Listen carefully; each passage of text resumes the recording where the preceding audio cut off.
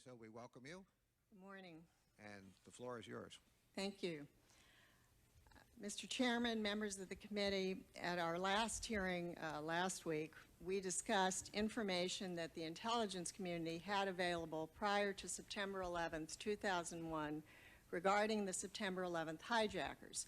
Today, as the chairman has alluded to, I will discuss two additional topics. First, the July 10th, 2001 electronic communication, or EC, from the FBI's Phoenix field office to FBI headquarters, also known as the Phoenix memo, or in this statement as the Phoenix EC, and the investigation prior to September 11th, 2001 of Zacarias Moussaoui.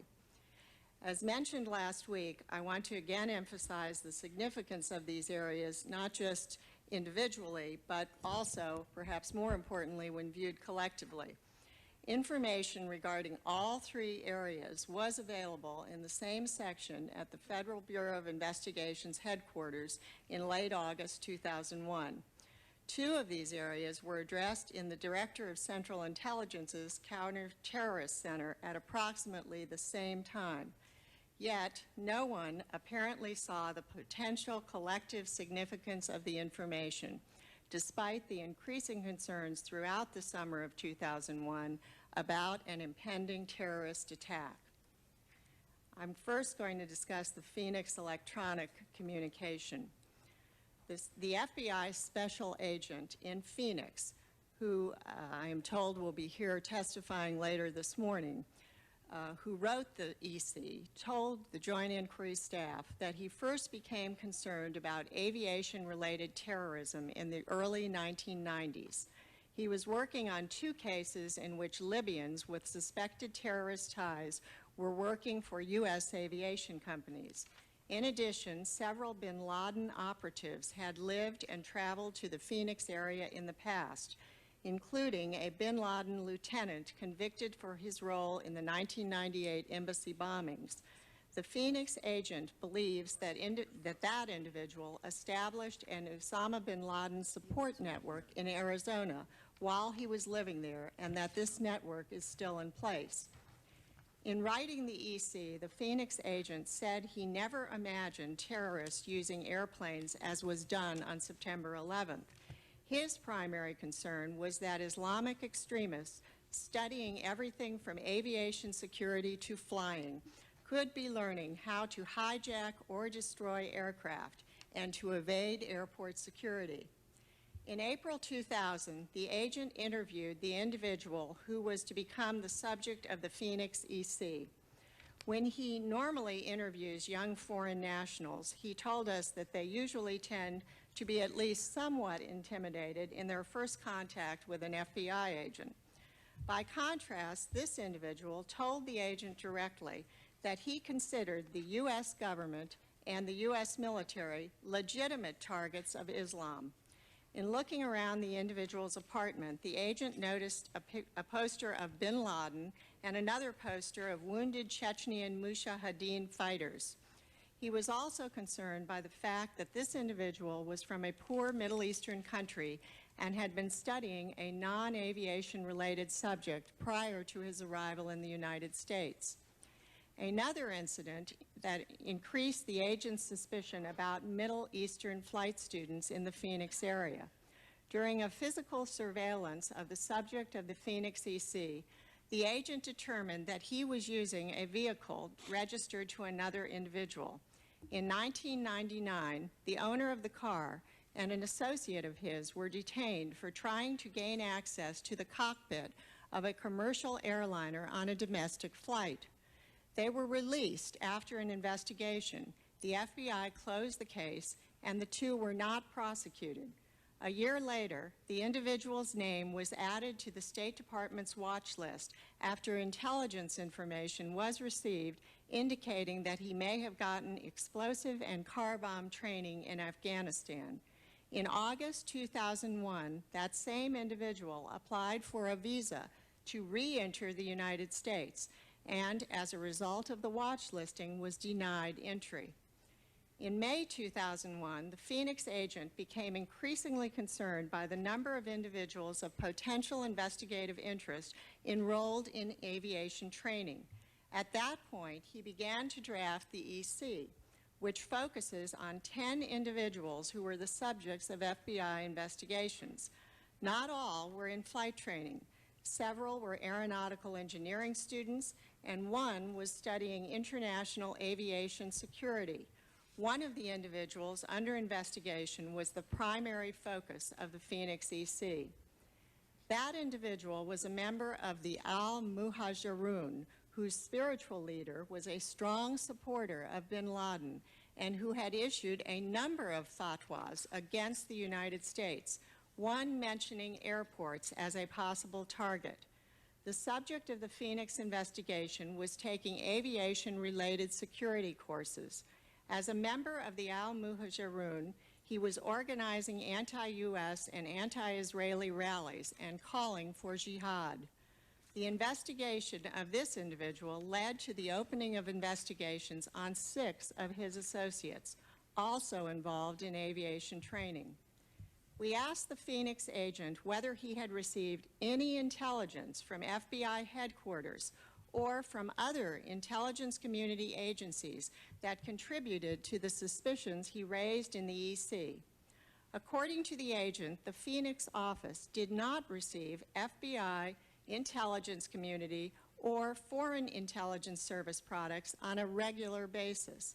He told us that he believes that prior to September 11, 2001, the FBI was not running counterterrorism as a national level program. He often has felt that he's, quote, out on an island, close quote, in Phoenix. He said that prior to headquarters downsizing, the FBI used to do a better job of disseminating intelligence products to the field. He does not believe that sufficient resources are devoted to counterterrorism, even though it is officially a Tier 1 program. In his words, counterterrorism and counterintelligence have always been considered, quote, bastard stepchild of the FBI because these programs do not generate the statistics that other programs do. The Phoenix EC requested that FBI headquarters consider implementing 4 recommendations. 1, headquarters should accumulate a list of civil aviation university colleges around the country. 2, FBI offices should establish liaison with those schools. 3, headquarters should discuss the Phoenix theories with the intelligence community. And 4, headquarters should consider seeking authority to obtain visa information on individuals seeking to attend flight schools.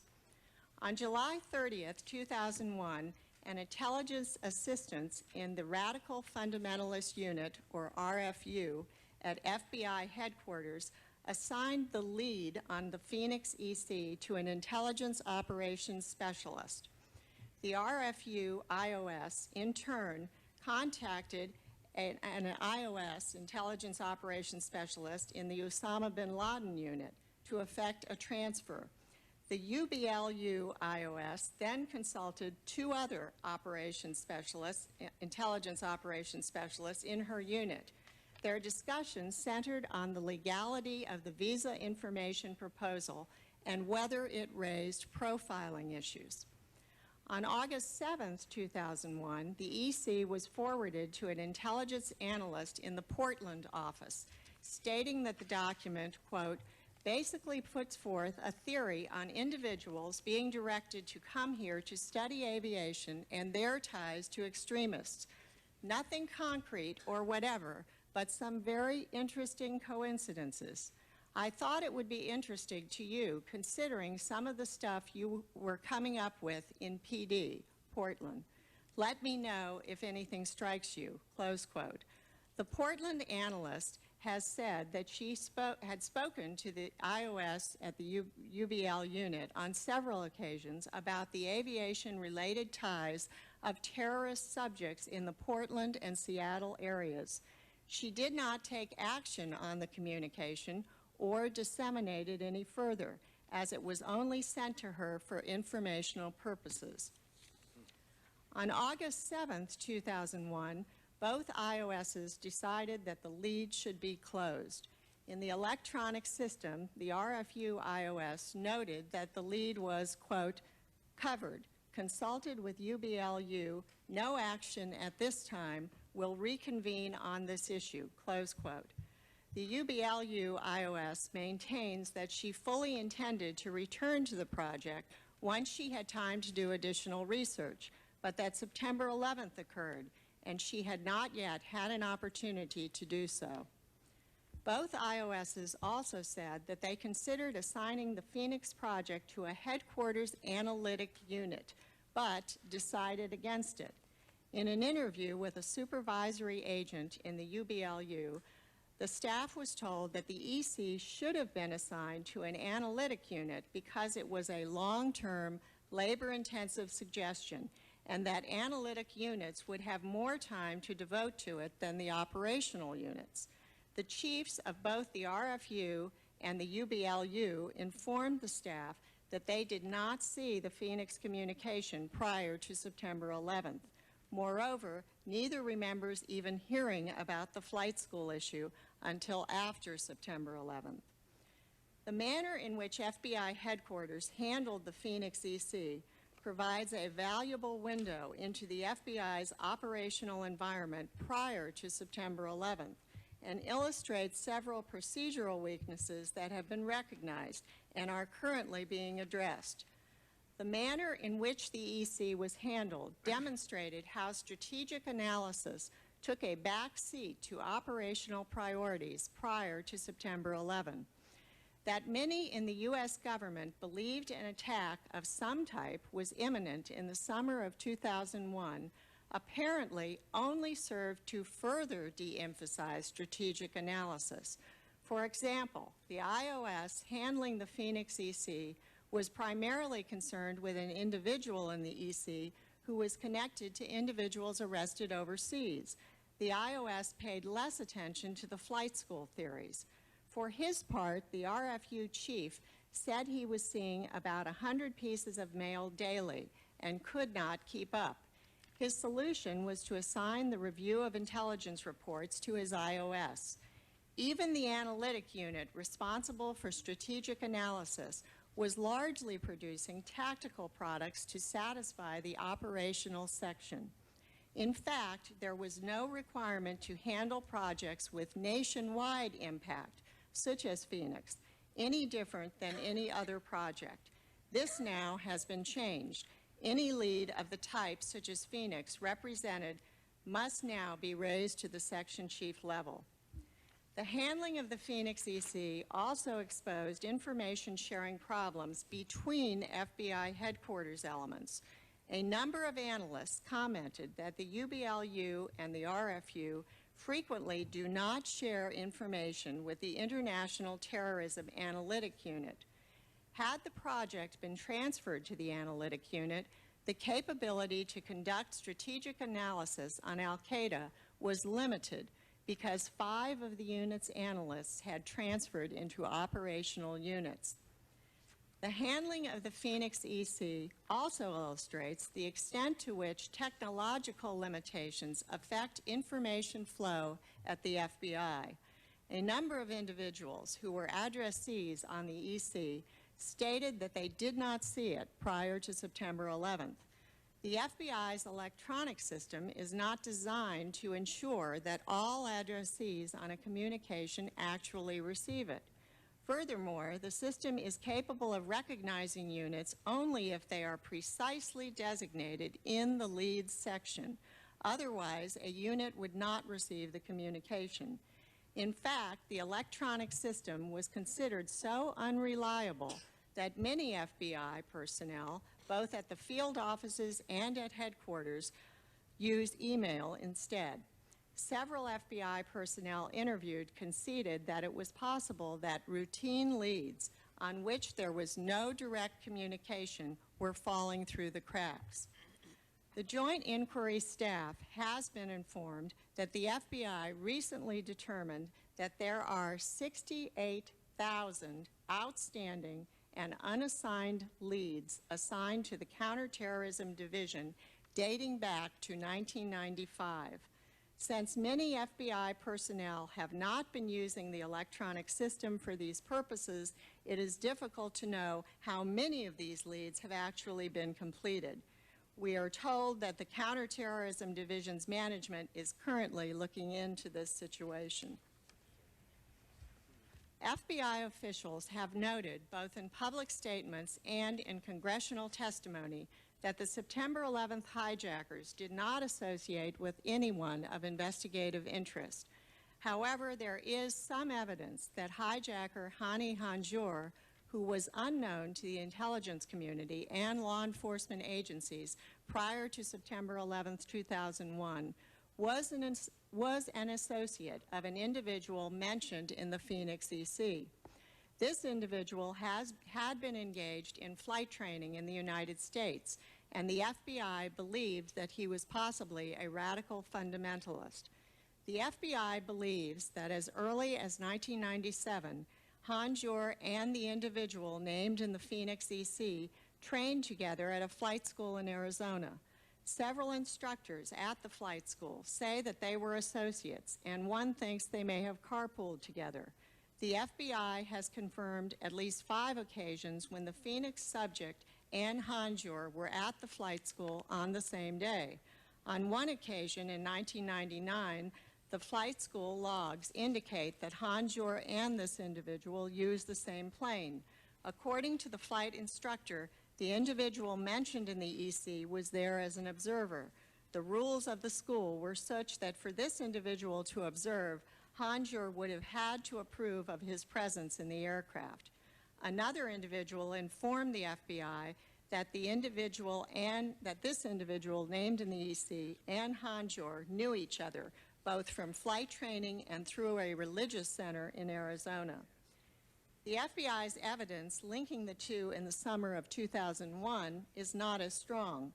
The FBI has located records from the flight school in Phoenix indicating that on one day in June 2001, Hanjour and several other individuals signed up to use the Cessna simulator.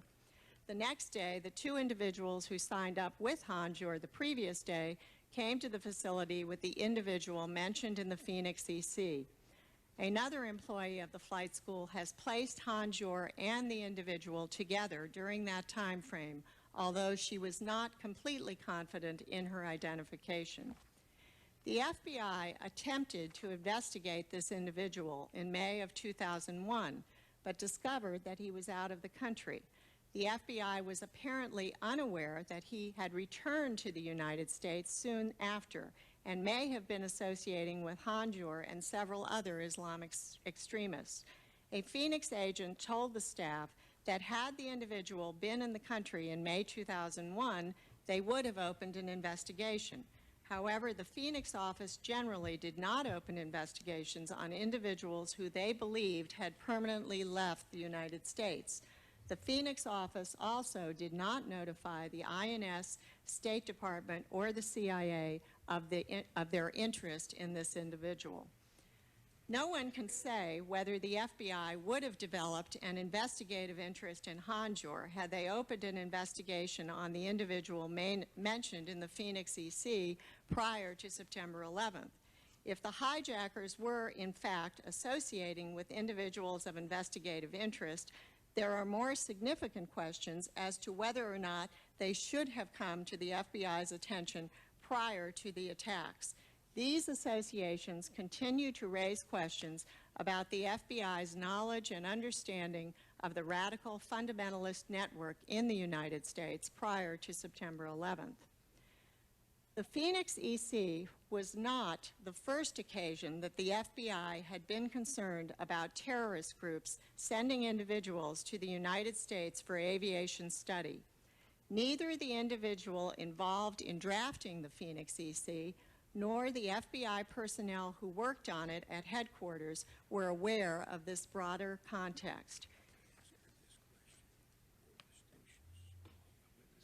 In March 1983, the INS published a rule in the Federal Register terminating the non-immigrant status of Libyan nationals or individuals acting on behalf of Libyan entities engaged in aviation or nuclear-related education. The INS turned to the FBI for assistance in locating any such individuals. In May 1983, FBI headquarters sent a, quote, priority, close quote, communication to all field offices, asking them for assistance in complying with the INS request. The Joint Inquiry staff has not been able to locate all of the relevant records, so it is not clear how many students the FBI located and deported.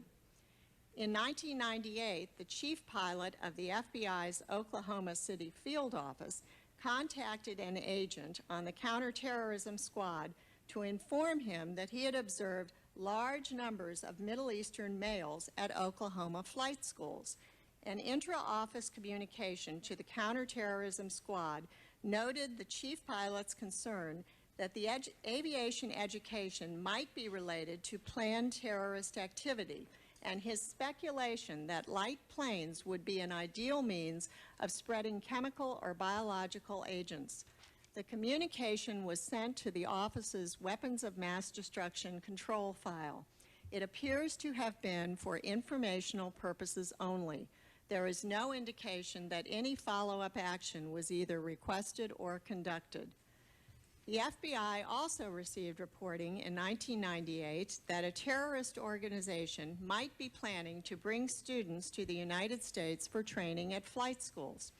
The FBI was aware that individuals connected to the organization had performed surveillance and security tests at U.S. airports and made comments suggesting an intention to target civil aviation. There is no indication that the organization actually followed through on their plans.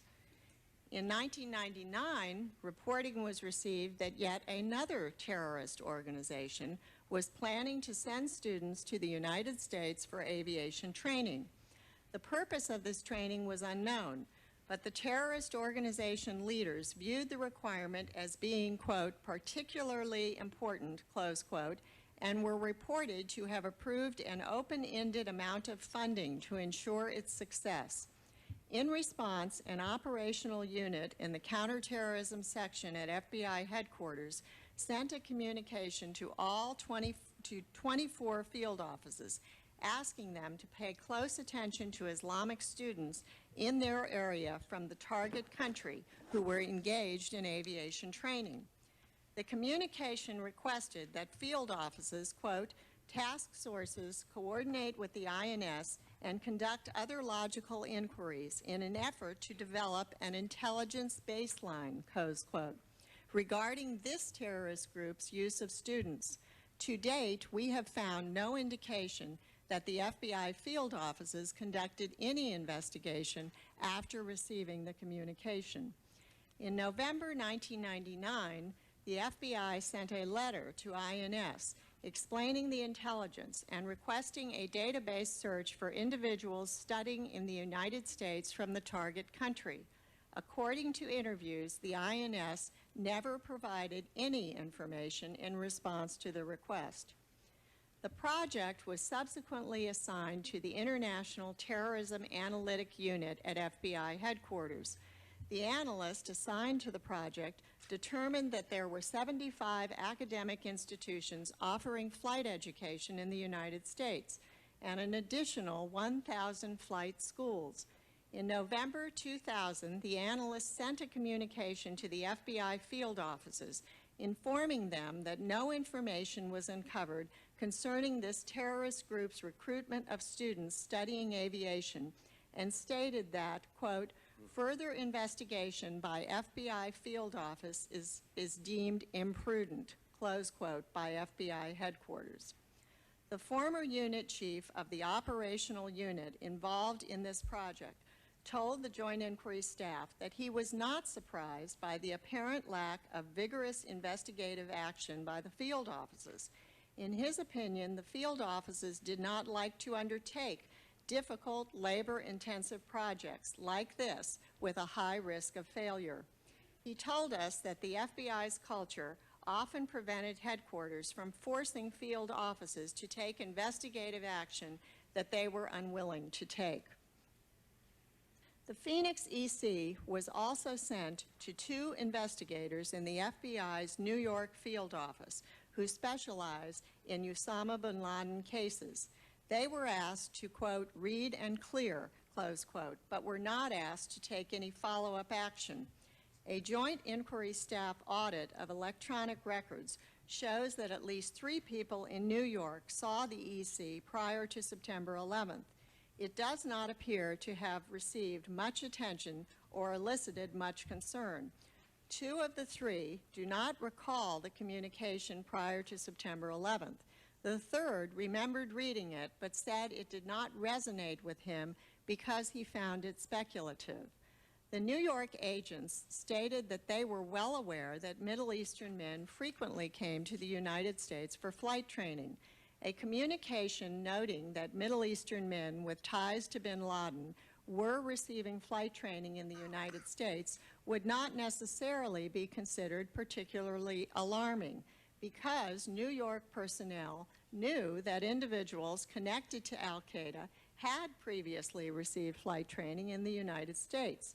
In fact, one of these individuals trained at the Airman Flight School in Norman, Oklahoma, the same place where Zacharias Moussaoui trained prior to his arrival in Minnesota. Mohammed Atta and another of the hijackers visited this same flight school, but decided not to enroll there. The commonly held view at the FBI prior to September 11th was that bin Laden needed pilots to operate aircraft he had purchased in the United States to move men and material. Mr. Chairman, I also will now turn to the investigation by the FBI of Zacharias Moussaoui.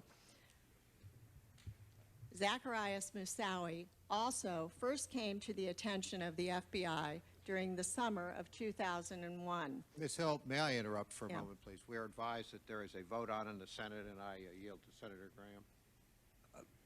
Ms. Hill, would this be an appropriate place to break for the members of the Senate to be able to make this vote? Yes, Mr. Chairman, I think so, because I'm about to start on the Moussaoui case. Then I would recommend to our Senate members that we vote and return as expeditiously as possible. In recess. I wouldn't tell him that. That wouldn't do it. Because we want all members to hear the opening presentation and the opening statements of the witnesses that we'll have later, we will be in recess until the return of the Senate. Thank you, Mr. Chairman.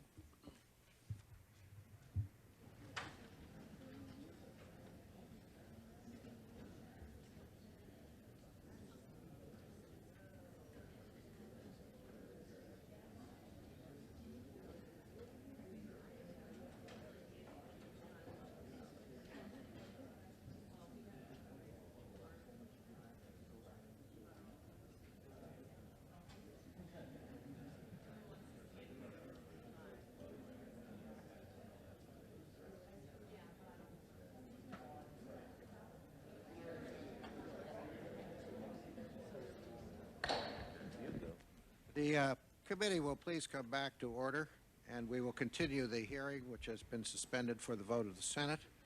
I note the two of the big four are back.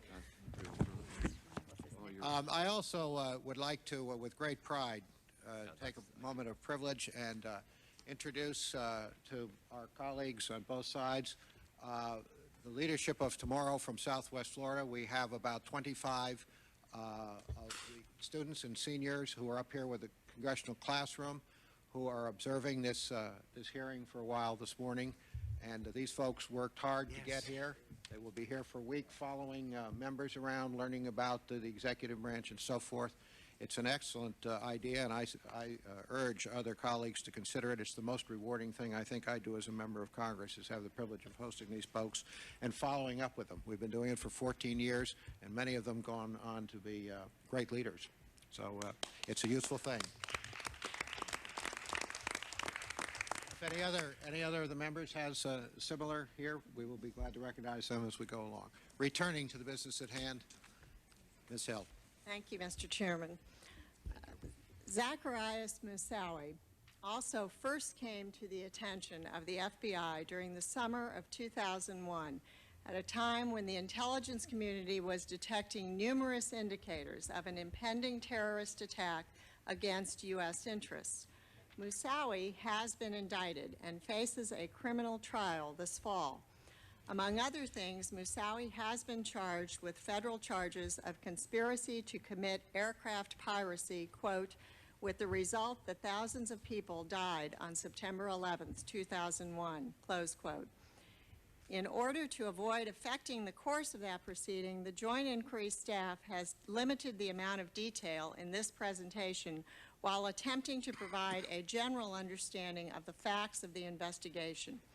And I want to take just a moment to update the members of the committees on where we are regarding the limitations on what we can say about the Moussaoui case vis-a-vis the criminal trial that is pending in Alexandria.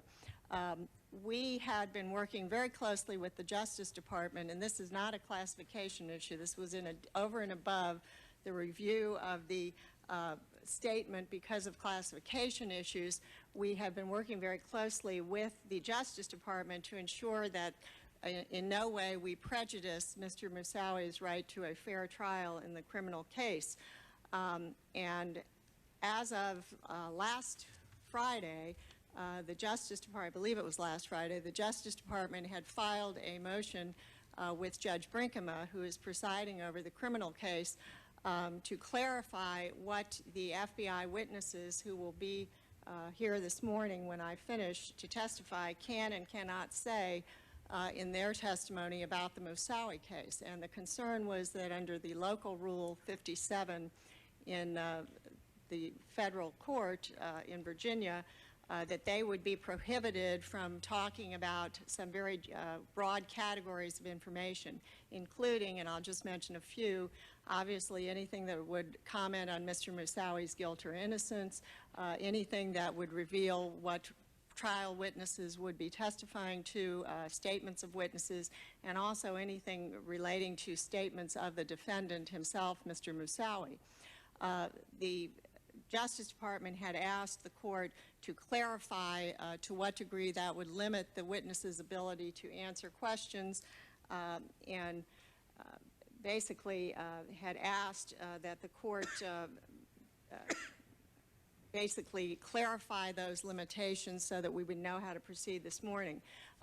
The joint committees responded and did file a written response in the court on Monday, which was yesterday, and we had assumed we were trying to be cautious and proceeding by deleting a lot of the material in this statement that pertained to Moussaoui's statements or witness statements. Last night, late in the day, we received a written order from Judge Brinkema, who had ruled on the Justice Department motion and our response. And I will read to you, it's only a 3-page order. It was signed by her yesterday, but the important and pertinent part of it is the statement which responds to what witnesses can and cannot say in these hearings about the Moussaoui case. And I quote, "The joint inquiry made clear in its August 5, 2002 letter to the Assistant Attorney General for the Criminal Division the limited parameters of the inquiry and has reiterated in its reply that the committees will not ask witnesses to comment about the merits of the case. Indeed, the questions are expected to focus on, quote, and this is quoting from our motion, what government officials heard, observed, reasoned, recommended, and acted on or did not act on prior to September 11th, close quote. The committees are not interested in, quote, expressions of current judgment from government witnesses about the defendant's guilt or innocence, or the government's plans for presenting its case, close quote." And this is the pertinent part. The judge ruled, quote, "Given the ground rules articulated by the joint inquiry, FBI personnel should have no difficulty responding to Congress's questions without violating Local Rule 57 or any other order of this court. Accordingly, the renewed expedited motion for clarification is denied." So Judge Brinkema, as of last night, has, I think, made it clear that the witnesses are free to answer questions about, quote from her motion, her order, what government officials heard, observed, reasoned, recommended, and acted on or did not act on prior to September 11th, close quote. Obviously, and she mentions this in the order, and we had represented to her that we are not asking the witnesses to come and testify on whether or not they believe Mr. Moussaoui is innocent or guilty or on the merits of the criminal case or plans for presenting evidence in the criminal case. But to the extent we can go into what people knew or heard or did prior to the 11th without talking about the merits of the case, I believe the judge has pretty clearly stated that that is permissible and would not violate the local rule. Now, my only other caveat is that our statement included more detail which was taken out before this order was entered, and so we will probably at a later date now go back and try for the record to reinsert some of the detail that was in here, consulting with the Department of Justice on that. Mr. Chairman, could we get a copy of the judge's order disseminated to all members That shall be done. we begin any examination? And I believe, in fact, there was some effort to get them in the books. I'm not sure it's the full order. Is there a tab? I believe it's In the book. If It you'll is check in the your book. tabs, It's if a we book. got the job done, this just came in. I believe most of the books were updated. It's only a 3-page order, and Mr. Chairman, I would also ask that Tab you 9. make this part of the record, the judge's order. Thank you. Mr. Chairman,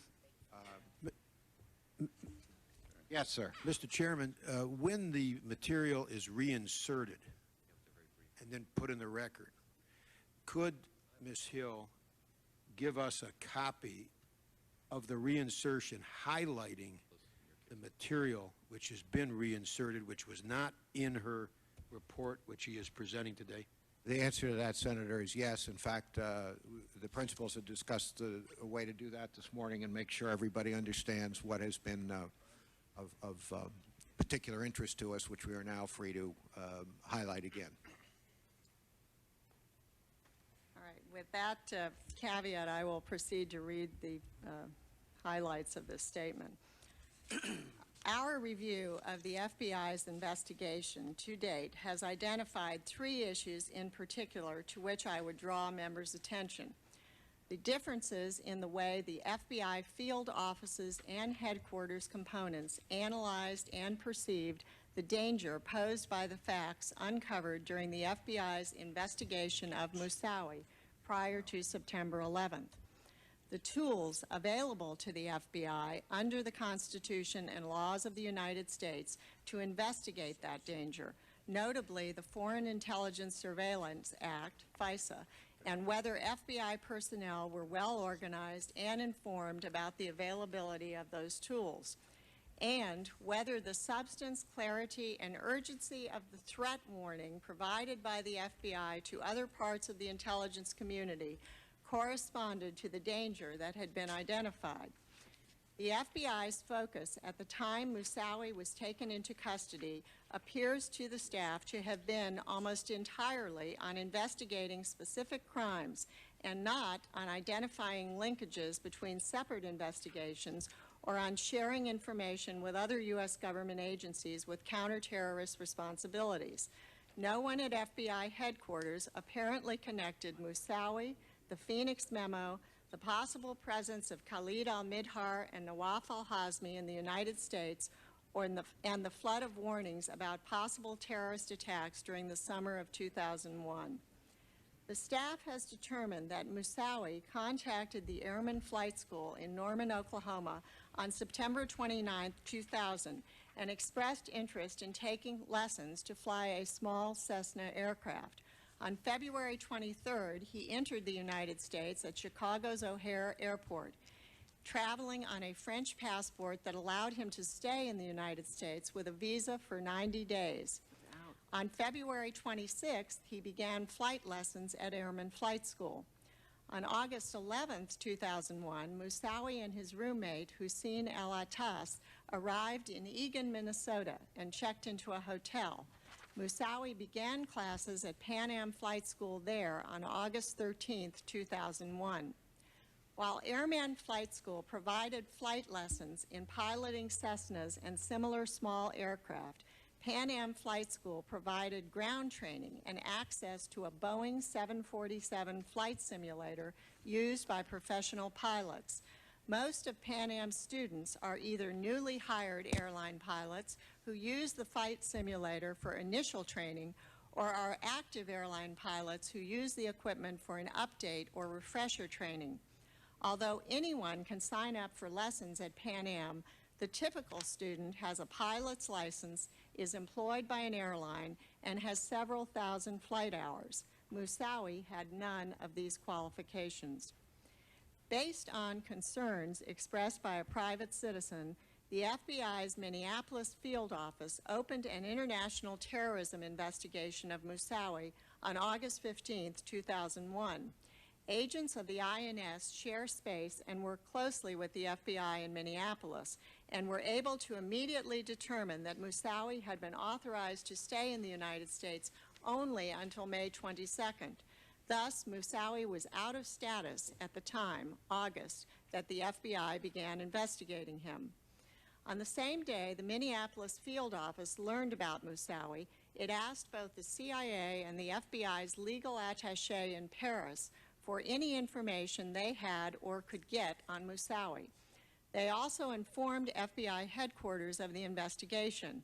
The supervisory agent in Minneapolis told the Joint Inquiry staff that FBI headquarters had suggested that Moussaoui be put under surveillance, but that Minneapolis did not have enough agents to do that.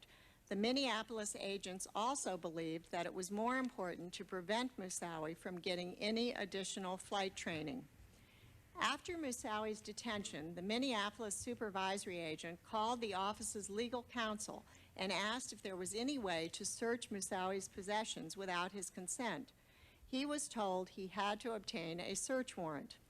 Over the ensuing days, the Minneapolis agents considered several alternatives, including trying to obtain a criminal search warrant, seeking a search warrant under FISA, and deporting Moussaoui to France after arranging for French authorities to search his possessions and share their findings with the FBI. On Saturday, August 18th, Minneapolis sent a detailed memorandum to FBI headquarters. That memorandum described the Moussaoui investigation and stated that it believed that Moussaoui posed a threat. The Joint Inquiry staff has been told that FBI headquarters advised against trying to obtain a criminal search warrant, as that might prejudice any subsequent efforts to try to get a search warrant under FISA.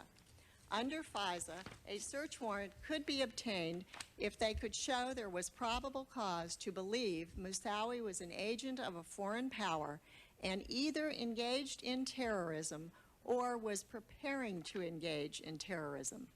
FBI headquarters was concerned that if a criminal warrant was denied and then the agents tried to get a warrant under FISA, the court would think the agents were trying to use authority for an intelligence investigation to pursue a criminal case. Minneapolis also wanted to notify the criminal division about Moussaoui through the local U.S. Attorney's Office, believing it was obligated to do so under Attorney General guidelines that require notification where there is, quote, reasonable indication of a felony. FBI headquarters advised Minneapolis that they did not have enough evidence to warrant notifying the criminal division.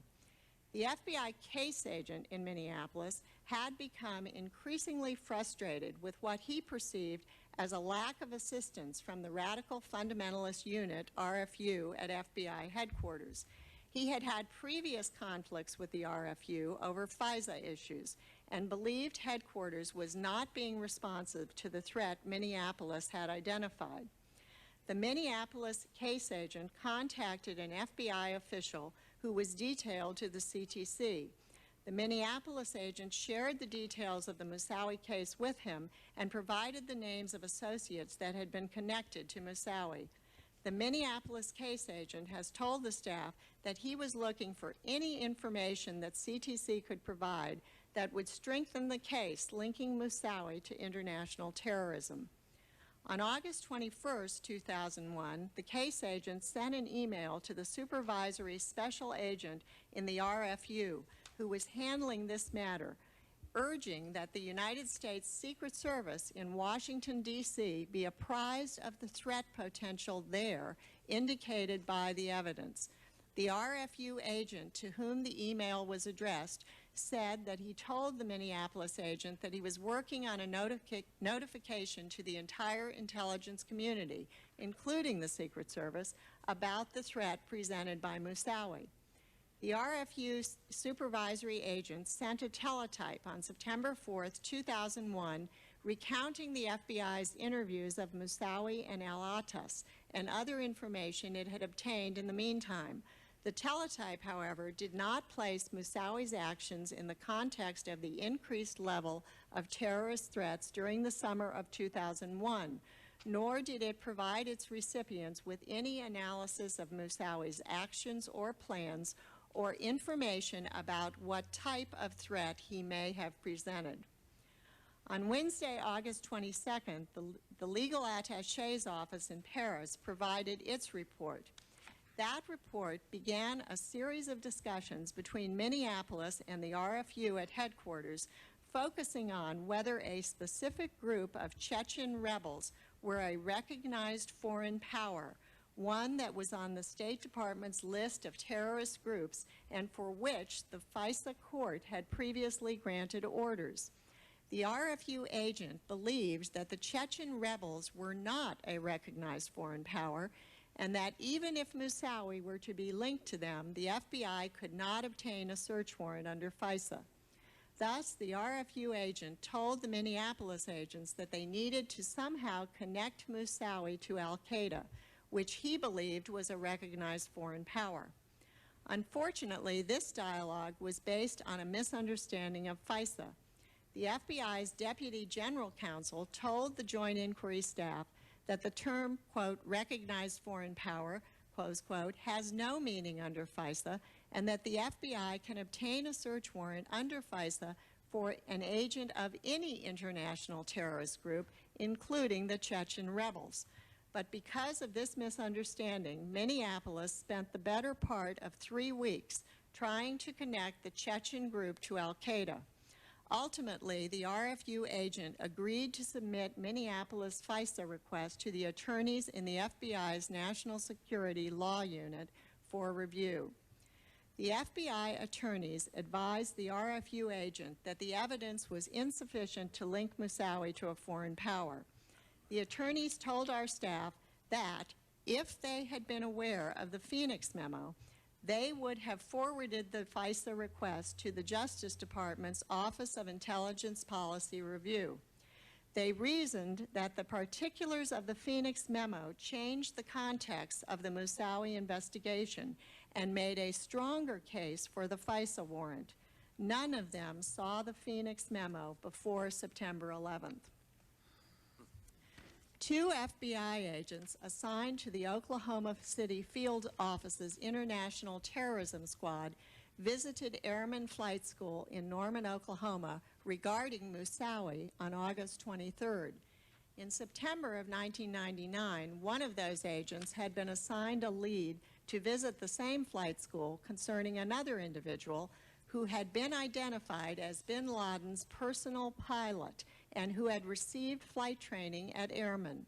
Although the agent told us that he thought that this lead had been the most significant information he had seen in Oklahoma City, the agent did not remember the lead when he returned to the flight school 2 years later to ask questions about Moussaoui. He said that he should have connected the 2 visits, but that he did not have the time to do so. During a conversation on August 27, 2001, the RFU unit at headquarters told the Minneapolis supervisor that the supervisor was getting people, quote, spun up, close quote, over Moussaoui. According to his notes and his statement to the Joint Inquiry staff, the supervisor replied that he was trying to get people at FBI headquarters spun up because he was trying to make sure that Moussaoui, quote, did not take control of a plane and fly it into the World Trade Center, close quote.